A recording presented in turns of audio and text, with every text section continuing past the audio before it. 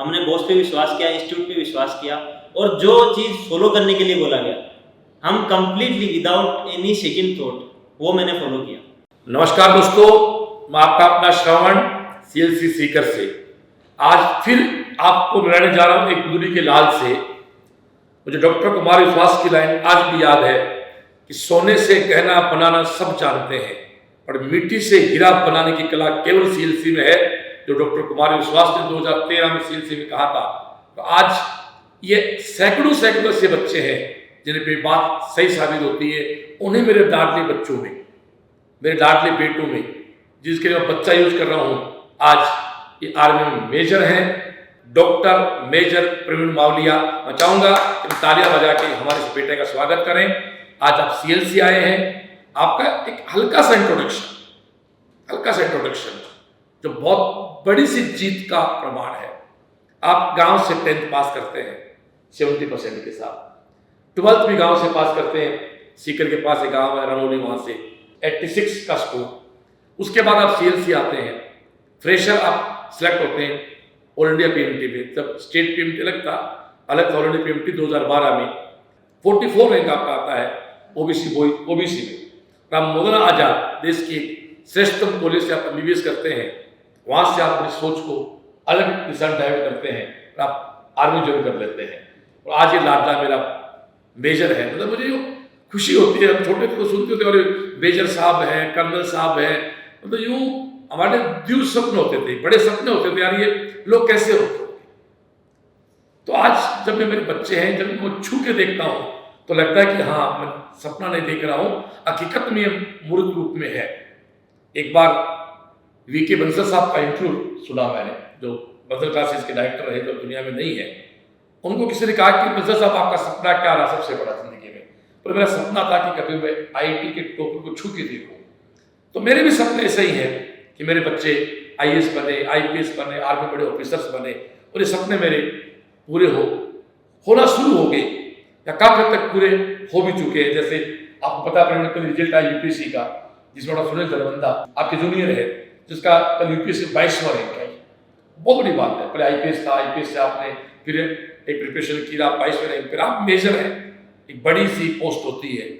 तो ये मेरे लिए बहुत खुशी की बात है, और मैं मेरी खुशियों को अपनों के साथ शेयर करता हूँ। हमेशा आदत है मेरी कि लोग कहते हैं कि खुशियां बांटने से बढ़ जाती है, दुख बांटने से घट जाता है, खुशियां बांटने से बढ़ जाती हैं।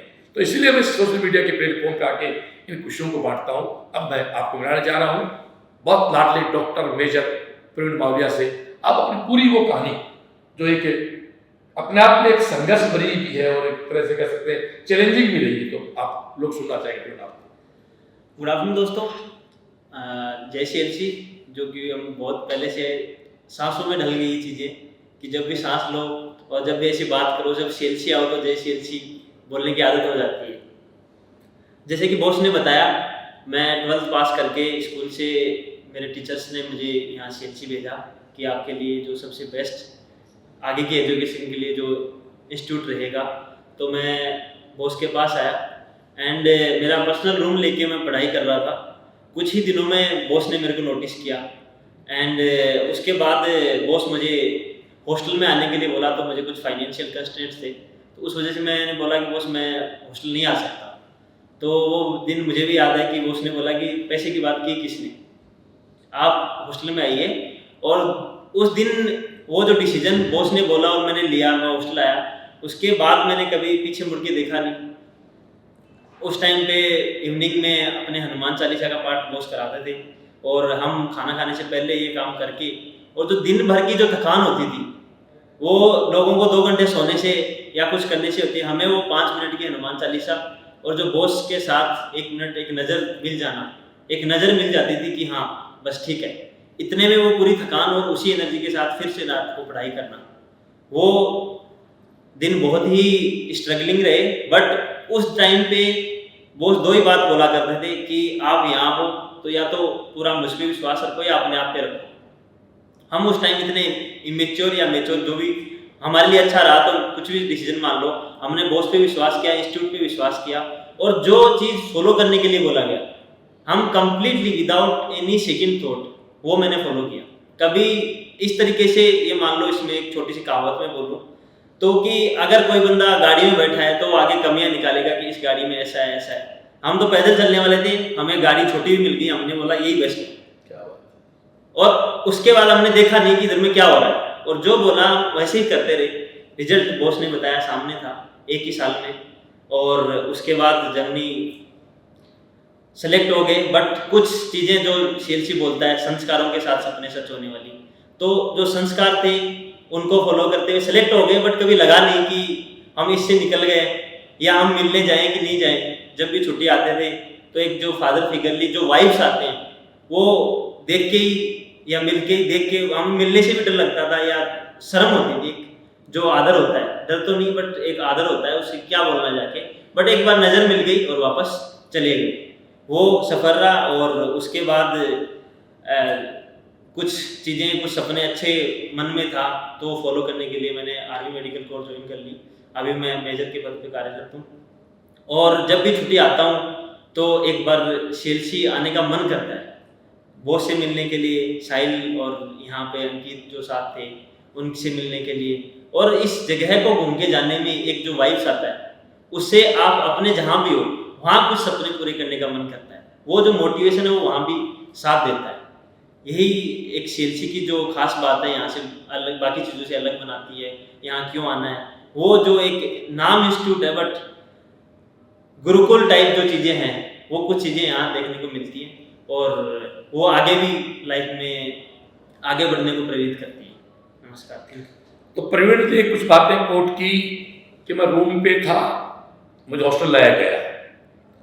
हॉस्टल लाया गया, फीस की बात तो बात की चीज है।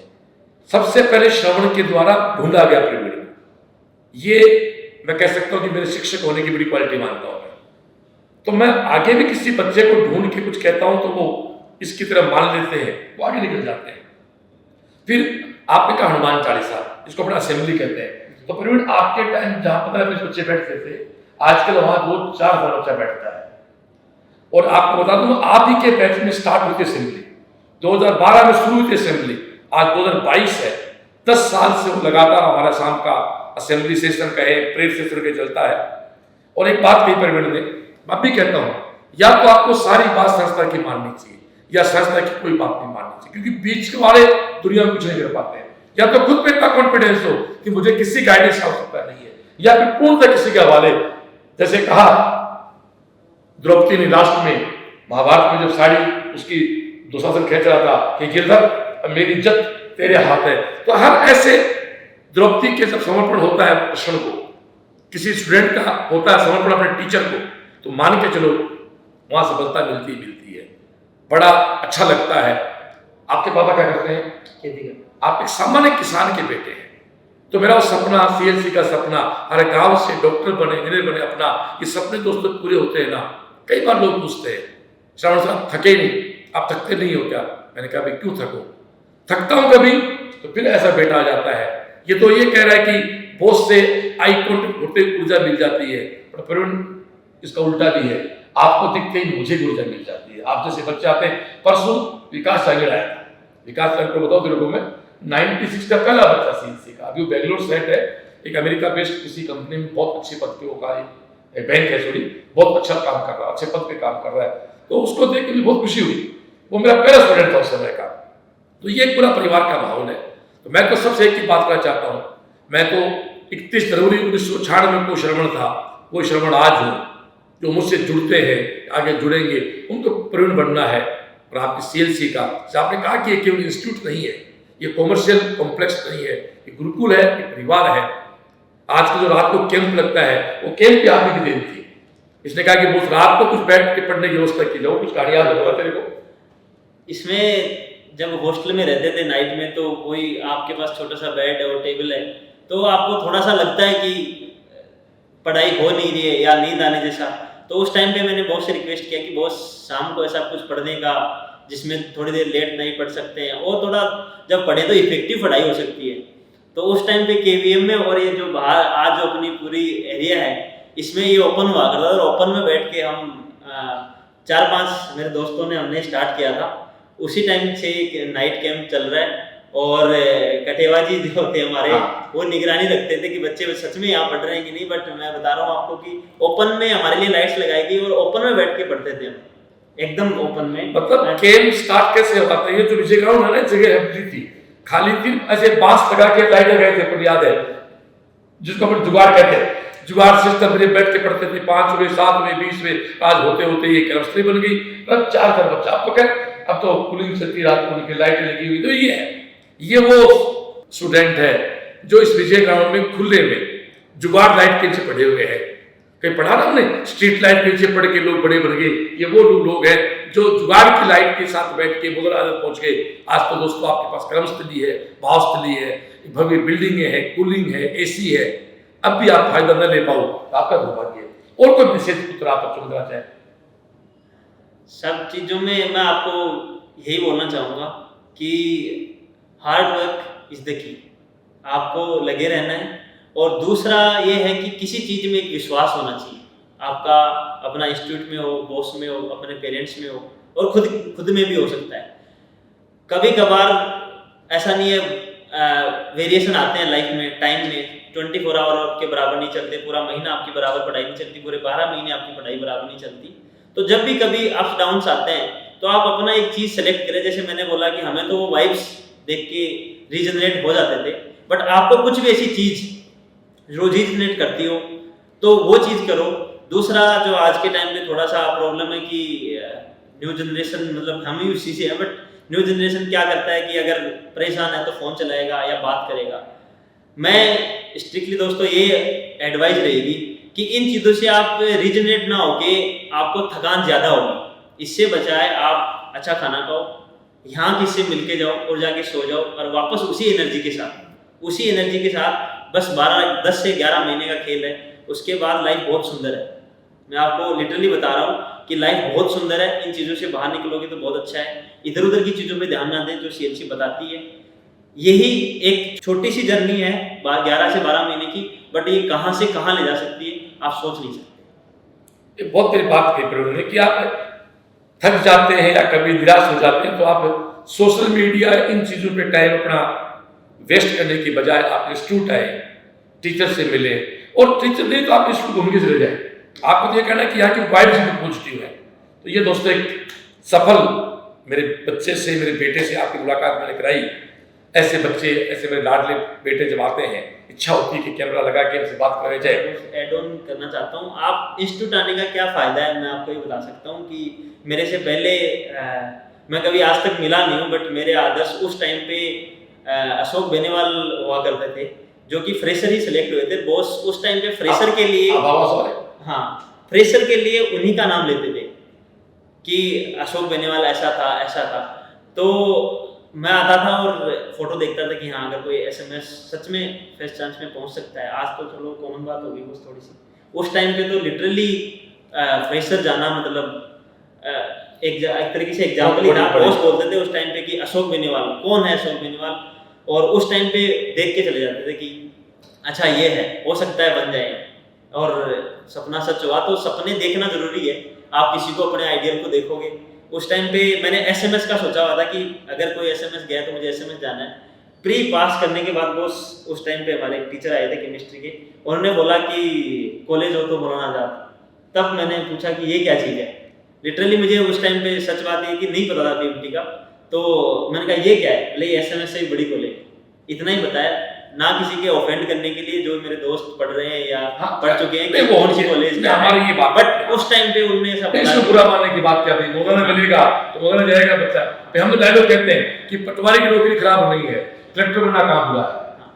नर्सिंग की नौकरी खराब नहीं है, डॉक्टर बनना कहाँ बुरा है। बुरा कोई नहीं है, आगे बढ़ना है, कौन मना करता है। तो वही दोस्तों उस टाइम सपने देखे और सबके सपोर्ट से यहाँ से सपने भी सच। मैं यहाँ कहना चाहता था, कुछ लोग कई बार बहुत उल्टी बातें करते हैं। जिस आदमी को पता ही नहीं है एआईपीएमटी की प्री के रिजल्ट से पहले प्री मैच दुआ करते थे कि मौलाना आजाद कोई कॉलेज है, एसएमएस का सपना था, और उनको किसी ने कहा कि मौलाना आजाद वहां पहुंच गए। तो ये वो लोग हैं जिनके आकाश की कोई सीमा नहीं है। इसलिए मैं अक्सर बच्चों से कहता हूं सपने बड़े देखो, और सपने बड़े नहीं देख पाओ तो संपर्क उन क्या हो जो बड़े बातें करते हैं, जो बड़े सपने देखते हैं। तो ये आज की हमारी बहुत प्यारी सी मुलाकात। प्रवीण बहुत बहुत आपको शुभकामनाएं, आशीर्वाद, और मैं आपकी आता हूँ एक दिन घूमने अमरनाथ की यात्रा। बिल्कुल हमारे बेटे को थोड़ा सा वहाँ, बिल्कुल भारत का स्वर्ग है, वहाँ का स्वर्ग है, बिल्कुल तेरे से मिलने आते हैं, परिवार सब लोग आते हैं, मैं साहिल अंकित, और ये हमारे साहिल और अंकित के आप क्लासमेट हैं, बैचमेट हैं, मित्र हैं। नमस्कार, जय श्री